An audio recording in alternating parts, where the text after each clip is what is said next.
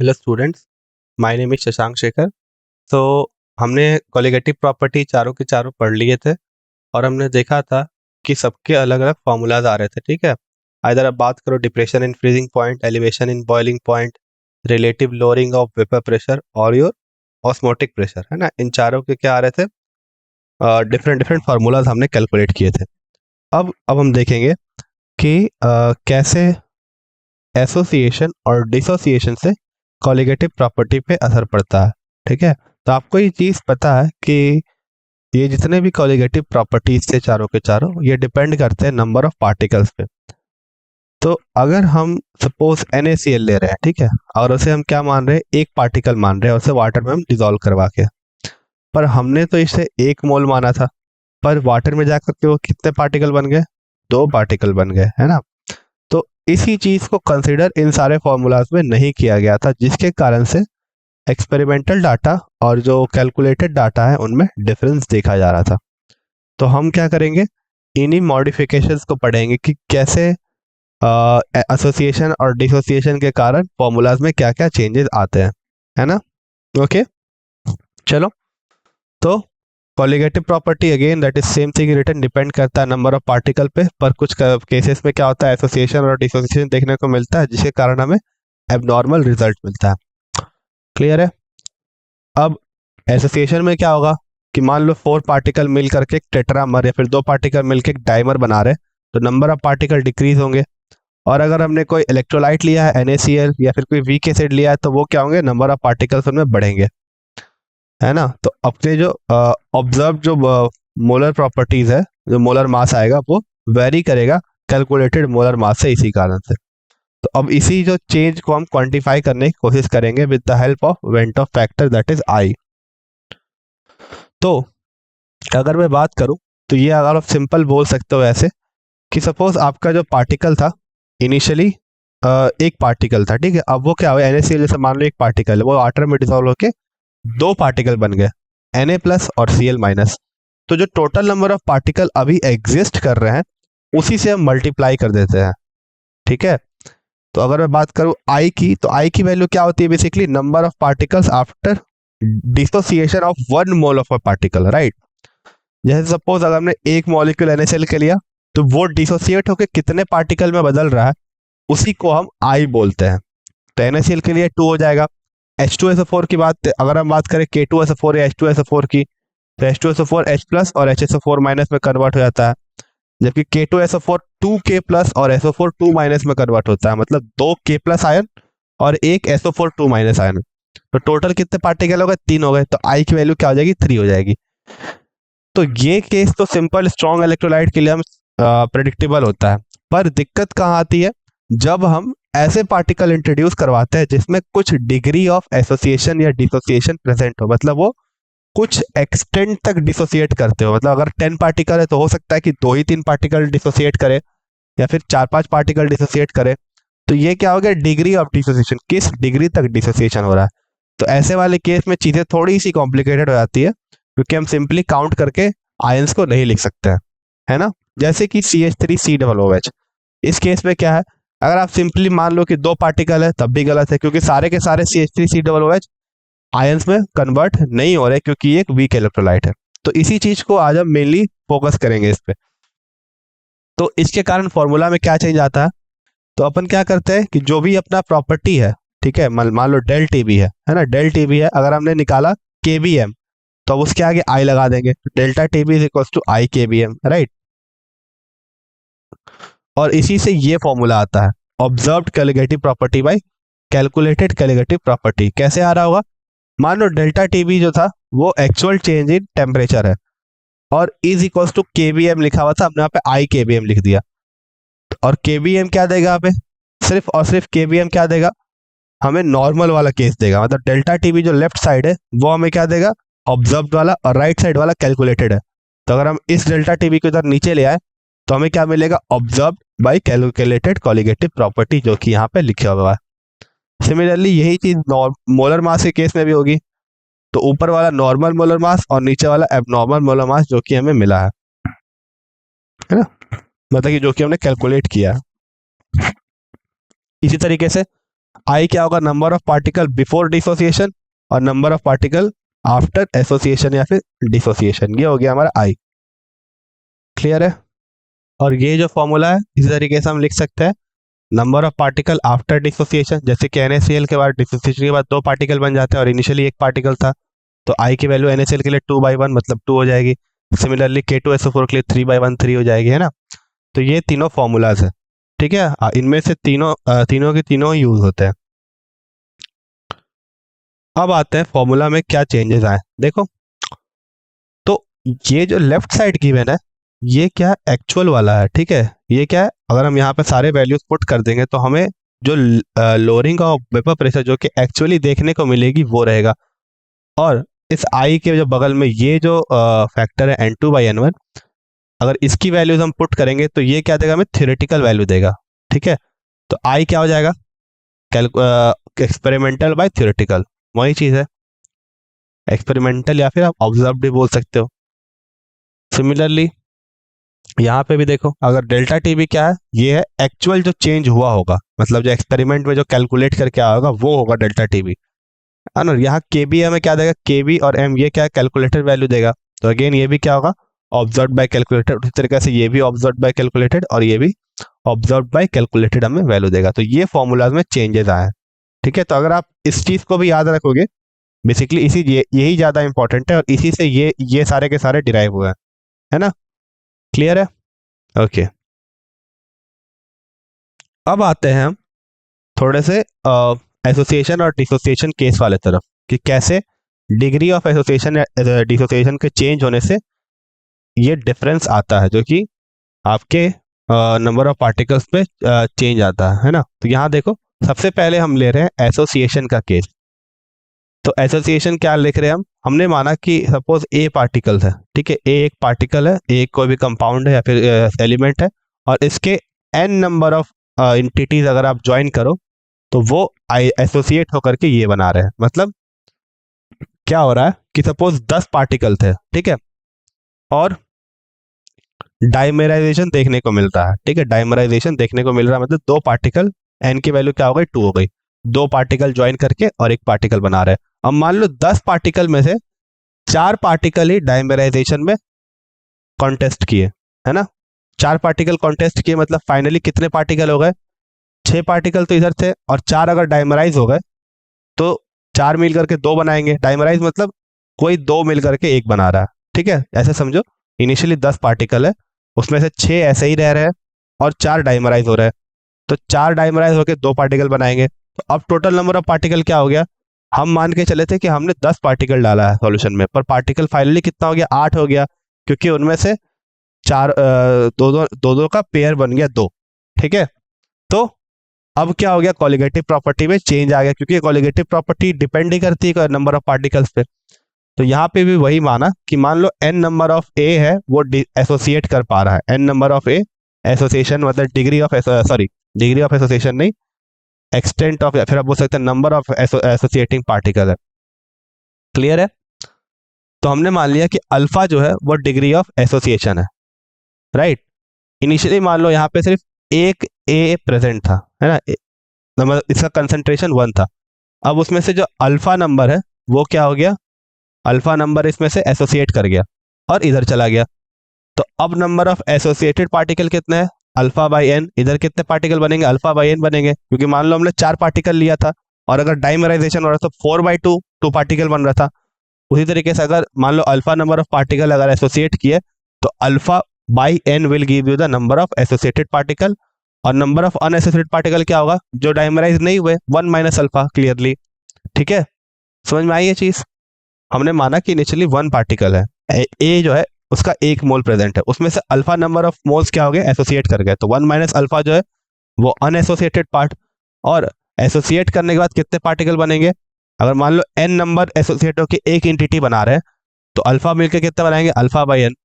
अब total number of particle कितने हो गए, 1 minus alpha plus alpha by N, मतलब लेफ्ट हैंड साइड और राइट हैंड साइड को ऐड कर दिया सिंपली।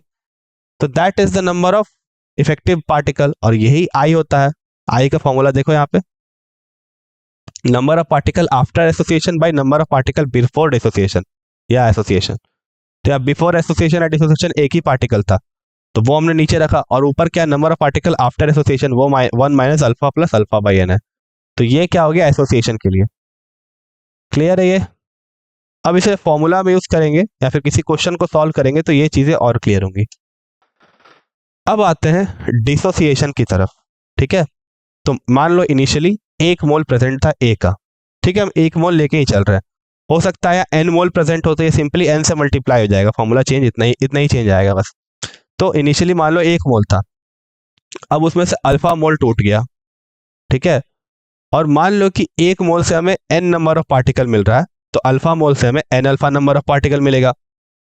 तो 1 minus alpha is number of particle that are not dissociated and n alpha is the number of particle that have dissociated and resulted in the total particle, right. तो अब इनको add कर देंगे तो हमें टोटल नंबर ऑफ पार्टिकल मिल जाएगा 1 minus alpha plus alpha n alpha, right. तो ये हो जाएगा हमारा i। अगर आप इसे रीअरेंज करोगे तो ये फॉर्मूला फाइनली मिलेगा हमें। ये क्लियर है। ओके,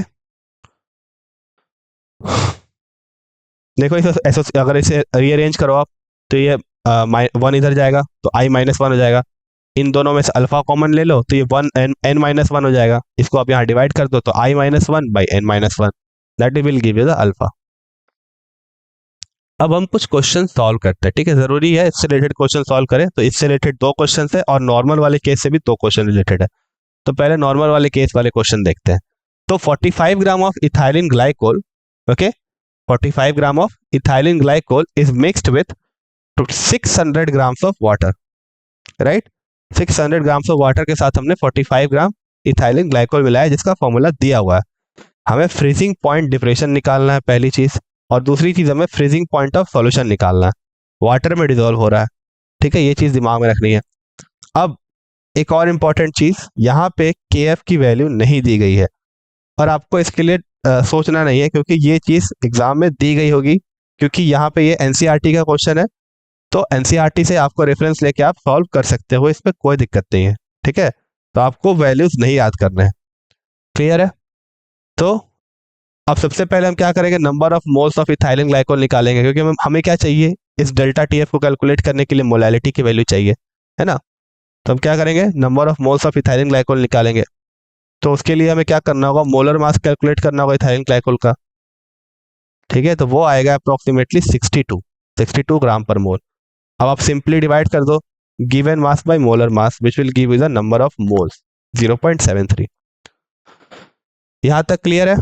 ओके, अब आते हैं हम कि हमें मास ऑफ वाटर भी चाहिए, लेकिन मास ऑफ वाटर ग्राम में गिवन है, हमें किस में चाहिए, केजी में। तो इसे केजी में कन्वर्ट करेंगे, सिंपली 1000 से डिवाइड कर दो तो हमें 0.6 kilograms of water as a mass मिल जाएगा, है ना। अब फाइनली हमें मोलैलिटी कैलकुलेट करनी है, तो number of moles by mass of solvent in kg divide कर दो 1.2 मोल पर kg, this is your molality. Molality calculate हो गई। अब फॉर्मूला है, पुट कर दो, delta TF equal to KFM होता है। KF की वैल्यू होती है 1.86 वाटर के लिए, फ्रीजिंग पॉइंट का, ये आप देख सकते हो NCERT में, कोई दिक्कत नहीं है इसके लिए। और 1.2 आपका क्या आया है, 1.2 आपका आया है यहाँ पे देखो मोलैलिटी आई है ना, मल्टीप्लाई करो दोनों को, that will give you the delta TF S 2.2। तो हमारा डिप्रेशन इन फ्रीजिंग पॉइंट कितना आ गया, 2.2, या फिर चेंज इन फ्रीजिंग पॉइंट भी बोल सकते हो 2.2।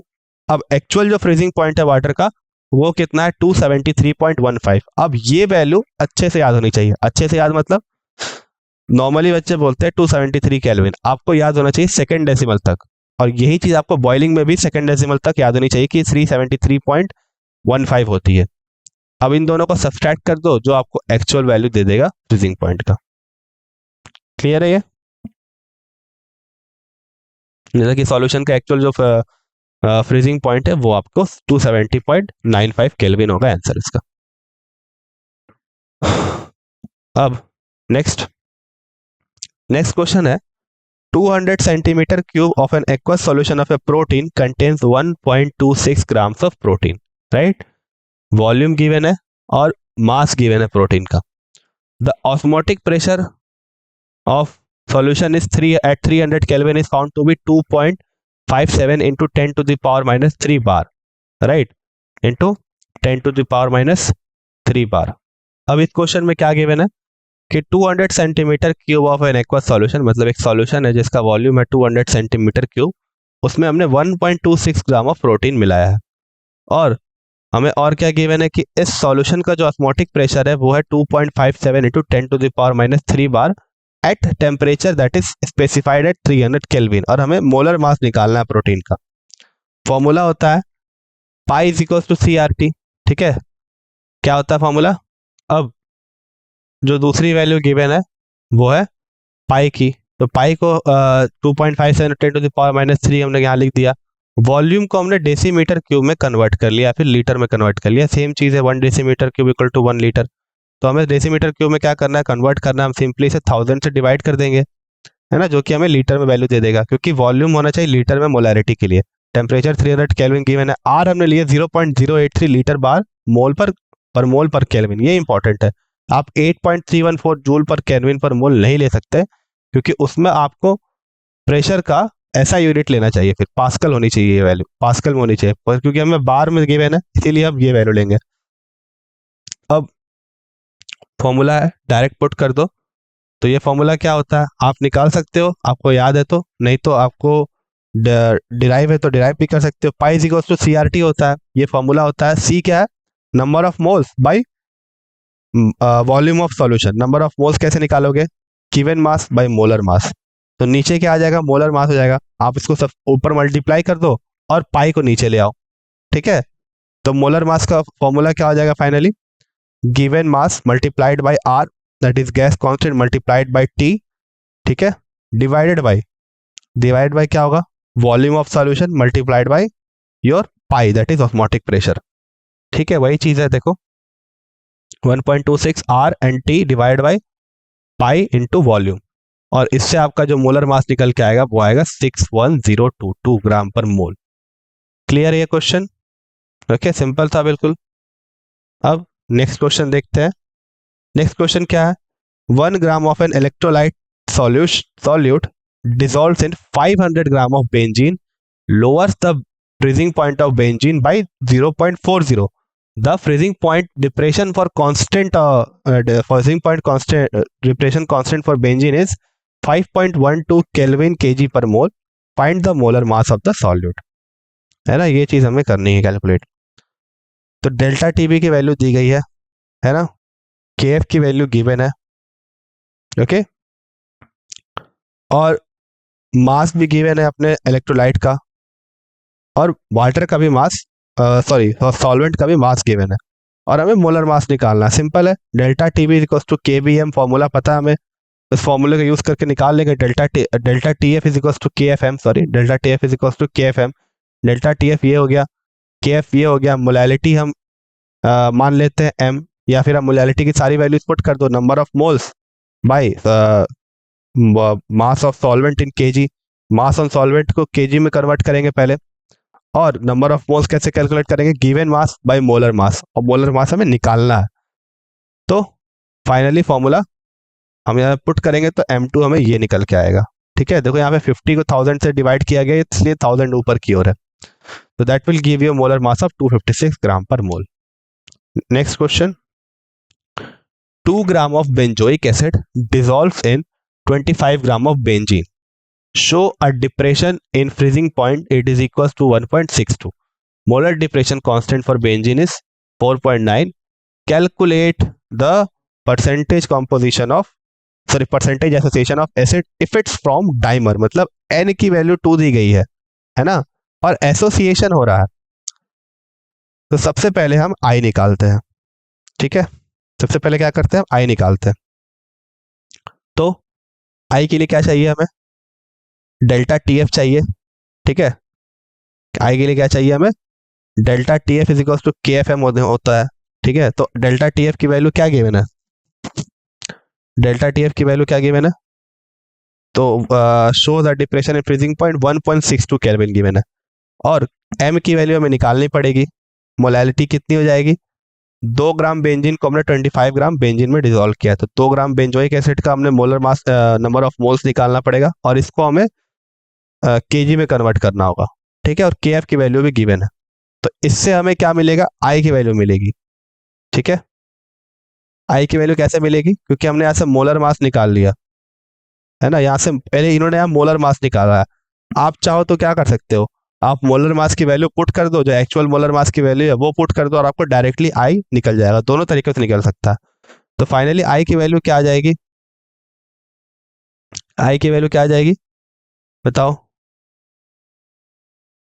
तो आई की वैल्यू आएगी दैट विल बी 122/2241.98। ये इन्होंने कैसे निकाला है, ये इन्होंने यहाँ से होते हुए निकाला। ठीक है, ये पहले नॉर्मल मोलर मास कैलकुलेट किया, फिर वहां से पुट करके निकाला। आप चाहे तो वो फॉर्मूला भी यूज कर सकते हो, observe calculative property by calculated calculative property. अब यहाँ पे क्या होगा, ये हो गया आई।